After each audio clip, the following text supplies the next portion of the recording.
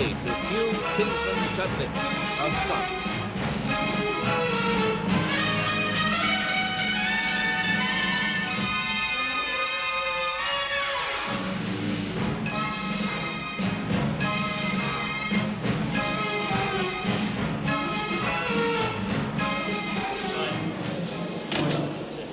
Yesterday, they ignored the warnings of the stars and published a new newspaper.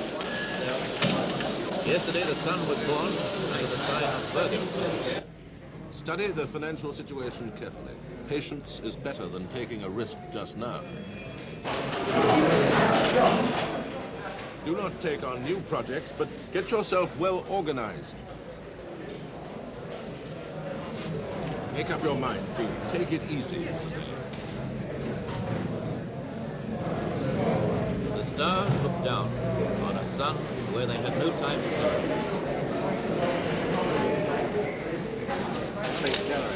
For even as they worked to produce a new paper, the remains of the old one, the Daily Herald, Dad's own paper, were being swept up and thrown away. In place of the Herald, they made another newspaper, and they made it in 12 hours. Sunrise, she bring in the morning. They planned the paper.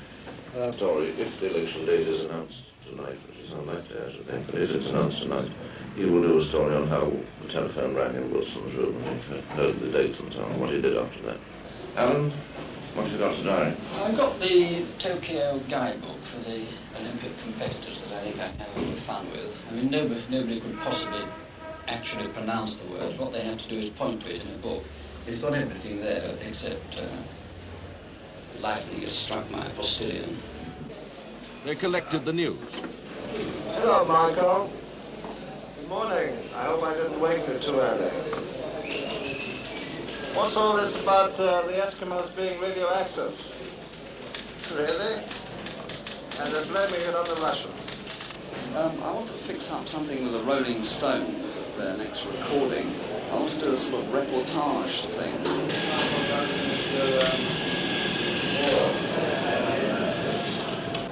They chose the pictures. Because of the swinging skirt, isn't it?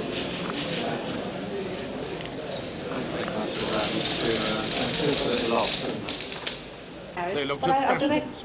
Oh, this is a marvellous copy. I was just wondering about the lens. What do you think, eh? Lens for trousers? Yes. How do you feel in them, In Fleet Street tradition, they got on with their expense sheets. They shaped the pages. There's going to be plenty of white inside, not too much. At the moment, there's much too much there and there. But this one, which is setting about 3/4 of an inch from the edge of the outside block to there, which will run across to about 8 1/4, like that, good and strong. How high do these things come here? They might, in fact, just be a rather nice PS column, very tiny picture with a few words down there. They dotted their I's and crossed their T's.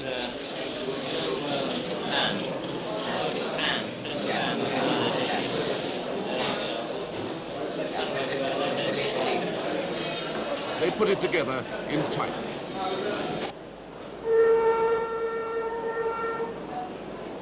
And then they printed it all.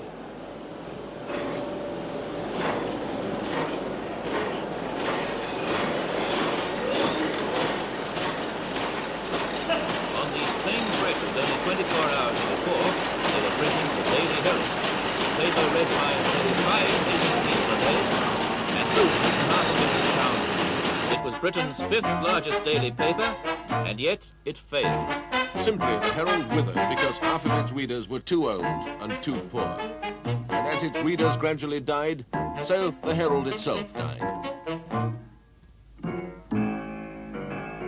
The Daily Herald was included in a job lot of money-making publications called Odham's Press, bought 3 years ago for £35 million by Cecil Harmsworth King, publisher of the Daily Mirror.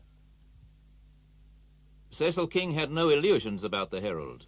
It has been the organ of the Labour Party, and particularly of the Trade Union Congress, and has a sort of cloth-capped socialist image, which has ceased to be attractive today.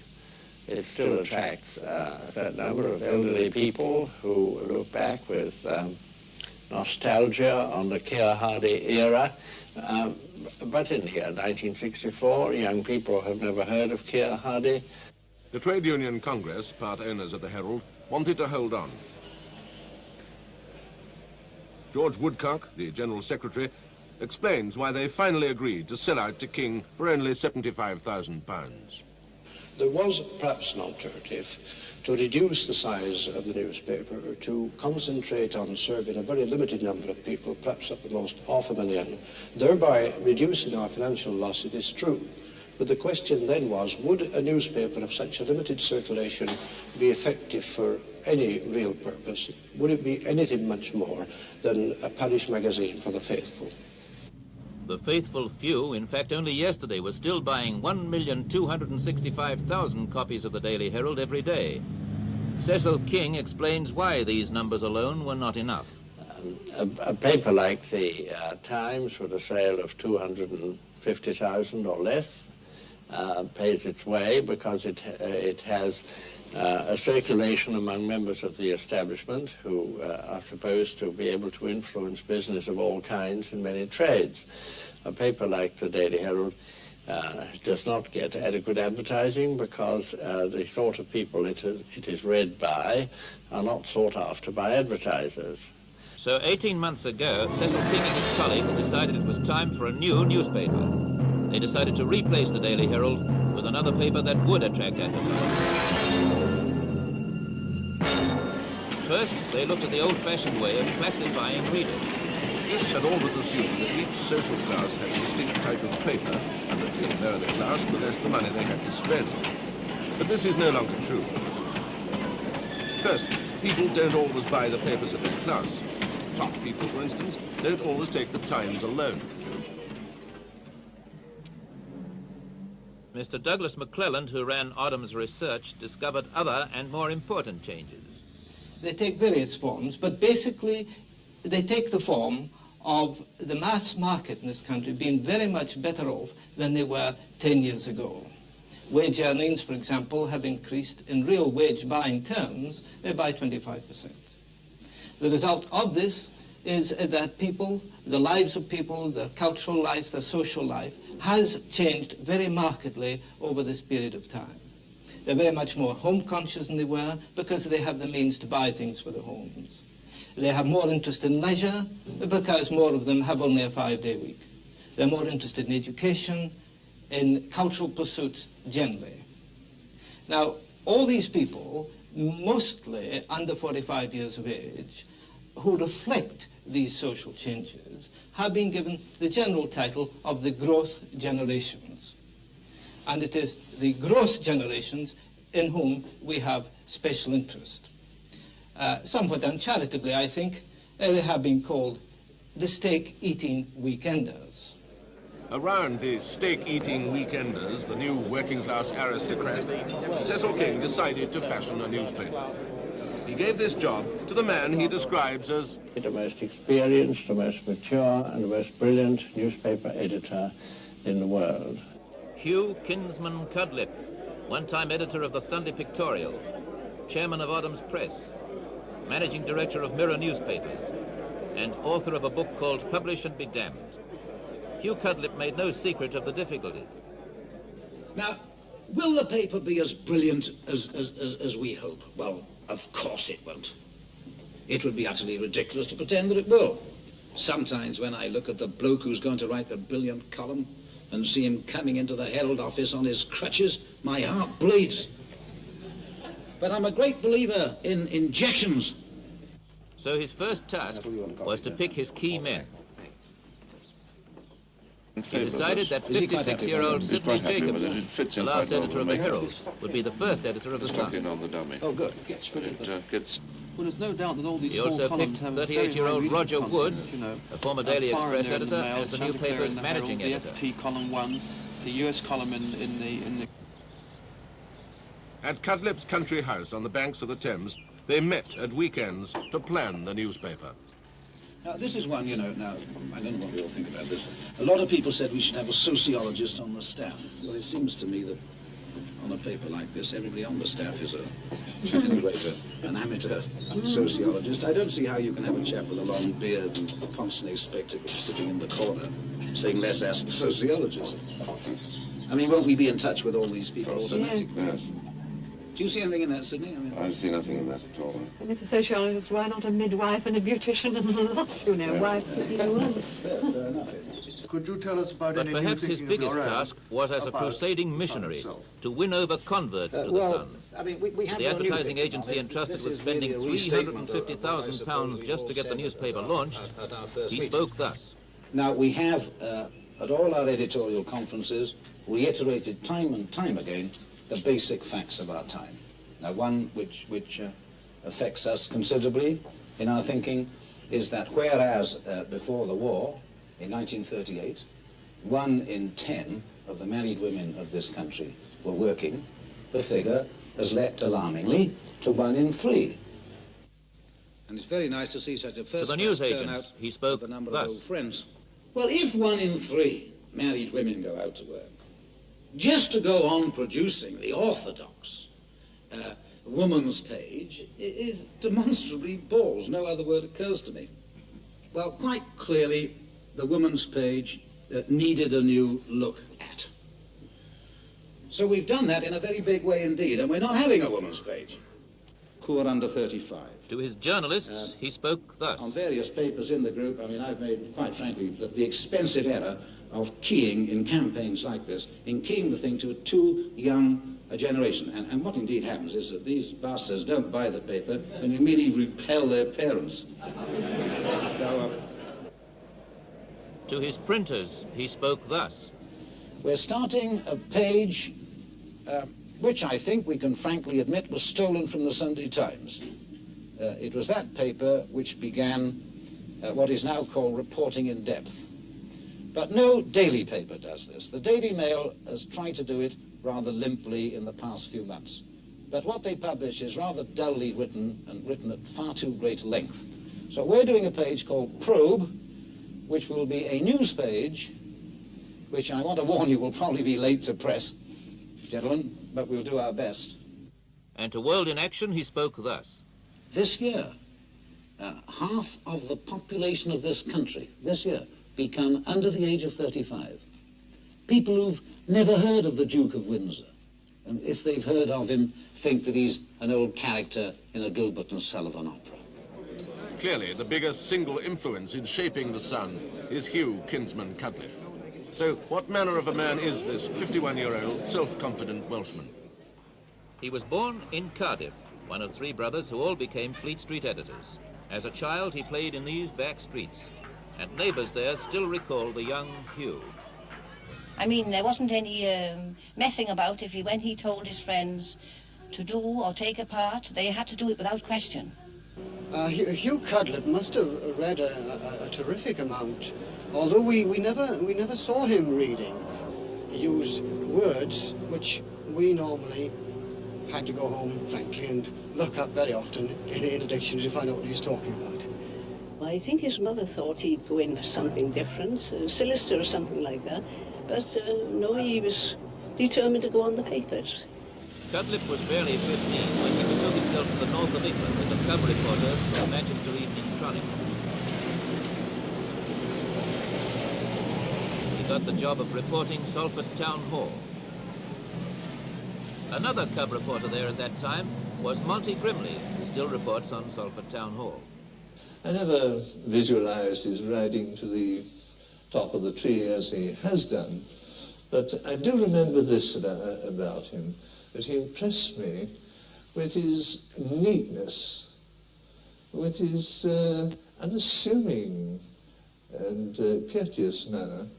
I would like to say this, that Hugh did leave this impression upon me, that he was the kind of person I would very much have liked to have been myself.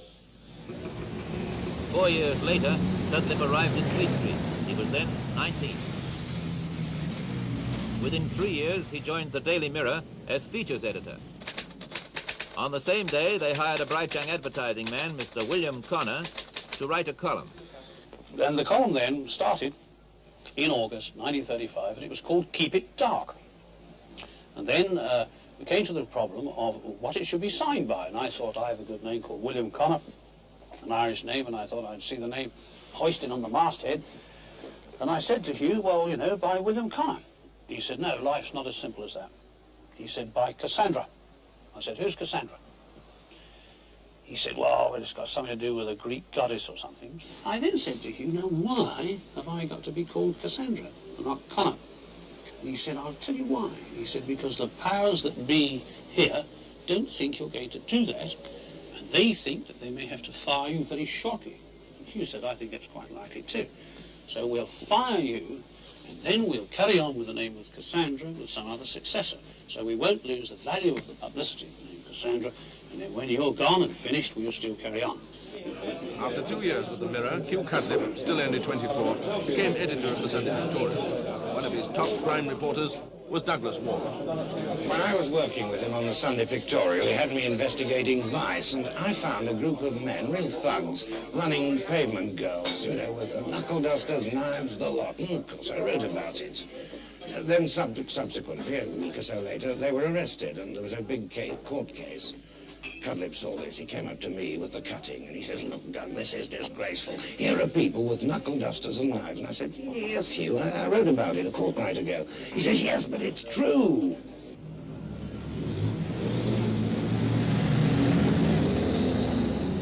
By now, Hugh Kinsman Cudlip, the half-a-crown-a-week cub reporter from South Wales, was well on his way to becoming the most powerful journalist in Fleet Street. At one time, indeed, the three Cudlip brothers controlled the editorial content of 4 of Fleet Street's biggest papers. For in 1952, Percy Cudlip, now dead, was editor of the Daily Herald. Reginald Cudlip was editor of the News of the World. And Hugh had become editorial director of the Daily Mirror and its twin sister, the Sunday Pictorial. TV scriptwriter Keith Waterhouse, once a Mirror leader writer, is among the many journalists who have definite views on Hugh Kinsman Cudlip. Well, many people think that Hugh Cudlip has got great journalistic courage and that people admire the courage. This reputation, I think, largely depends on his having exposed the twin perils of BD and automation. He is a romantic. When he espouses some cause, it's not because he thinks this is a good thing to have in the Mirror. It's because he really believes in it himself. He's got this sort of very old-fashioned Welsh lyrical hot gospel in sort of romanticism. He really believes in some kind of New Jerusalem that's across the way somewhere. I remember a story of Bill Connor's. Bill Connor, Cassandra, that is, his columnist. And Bill was saying to me how important it is, if you want to save your soul in journalism, never to take promotion, never to go up the executive ladder. He says it's stay a reporter, stay a columnist. But going up, it's like climbing Everest. It's nice in the foothills, the shade, the trees. But get up there and you meet the blizzard and the abominable snowman. And I said, yes, Bill, but, you know, there are people who've done it. Hugh Cudlip's done it. Bill said, but he is the abominable snowman. I don't think that he's a man who believes in sort of long-distance messages. I mean, I think that he's a man who thinks through the blood. And there's a great terrible German word for this, which is 8 foot long. In other words, you avoid all the logical, reasonable approaches to the solution of a problem, and then you think you know, and quite often you do know, by instinct and not by cold-blooded processes of thought. And I think that that's what Hugh's done, and it's made itself so clear that he knows whether he likes an idea or not. I'm not saying his judgment's right, but it takes him roughly the better part of a thousandth of a second to know whether he likes the idea or not. The sun rises on a Fleet Street battlefield. The Daily Herald was only the latest casualty. Even the News Chronicle, with a circulation of 1.5 million, couldn't survive, and it was swallowed up 4 years ago by the Daily Mail. Now, the Daily Mail itself, the third largest paper in the country, may well become the principal target for the snipers in the sun. Mail circulation is already slipping, and today it sells nearly 200,000 less copies a day than it did 3 years ago. The war between the Sun and the Mail is something of a family matter too, for the Mail belongs to the second Lord Rothermere, who is Cecil King's cousin, and both of them are nephews of Lord Northcliffe, who once owned both the Mail and the Mirror. The real infighting between the Sun and the rest of Fleet Street will come in the attempt to capture the young affluent readers, the steak-eating weekenders. For these are the people that all the papers want to get at. The latest entry into this field is the Sunday Observer's colour magazine, edited by Michael Davey. You'll see the popular magazines now, towards the end of the week, starting up magazine-type features aimed, roughly speaking, at people's leisure habits and leisure thoughts. And that lays them open to advertising from motor car people, travel, etc. There's a lot of lush commercial advertising that can be hitched up to this sort of weekend leisure feature. Many of the advertisers, however, will want to see just how well the Sun does before they begin to support it. In advertising agencies like As I this, understand it, they the assess Sun the is Sun going to coldly. start publication on the 15th of September, mid-September. Have you considered the Sun for this product? Based on what I know about it and what their aims are, it would seem to me that they're aiming to reach the target audience that we are, that they might be a good vehicle for our advertising. What do you think about them? We, of course, won't know. We won't be able to sort of say categorically to you whether you should invest in the newspaper long term until we have some, later information on circulation trends after the first 6 months of the newspaper's life and this sort of thing. Well, I'd like to suggest really that we postpone a decision on the Sun until our mid-year budget review, and decide at that time whether or not to put some money into the Sun. I think The only sure way of convincing the advertisers is to find new readers. We asked Hugh Cudlip where he was going to find them. Well, obviously, some of them will come from other newspapers. Some, I think, from the Daily Mirror, maybe some from the Daily Express. And I think that the principal large influx of readership will come from those discontented people who used to read the News Chronicle, the liberals, with a small L. People who find that the Guardian is altruistic, but a little pompous. People who find that the Daily Mail, the paper that a lot of old News Chronicle readers found stuffed through their letterbox, is far too right-wing and unacceptable. But Lord Thompson, publisher of the Sunday Times, who once wanted to buy the Herald himself, is not so sure that readers' loyalties can be shifted. I feel that the Sun, to be successful, must take circulation away from other newspapers, and believe me, this is a very, very difficult thing. I think that the habit there, where you've taken a newspaper for many years and you know where to find things and you're interested in certain things in the paper, it's very difficult to change. And I think their possibility of success in this respect is quite limited. Because always remember, they have to get this circulation in time to get advertising before they lose fabulous amounts of money. As they prepare to spend at least £2 million making a place for the Sun, Cecil King is aware of the odds against them. A new venture like this is bound to be a gamble. If you were assured of success, the whole excitement would be so much less. We hope that there is a need for a new newspaper. We think that there is. We think that we have catered for it, but we may be wrong. Lord Thompson has greater doubts. I admire their courage. I wish them every success. But frankly, I'm glad it's their money they're risking, not mine. For the Sun, its own stars tomorrow foretell... Don't be faint-hearted. Bold ideas may pay off in the long run. For Hugh Kinsman Cudlip, they have to pay off. The important thing is that this paper does succeed, because if it doesn't succeed, there will certainly not be any new national newspaper in the lifetime of anybody living now.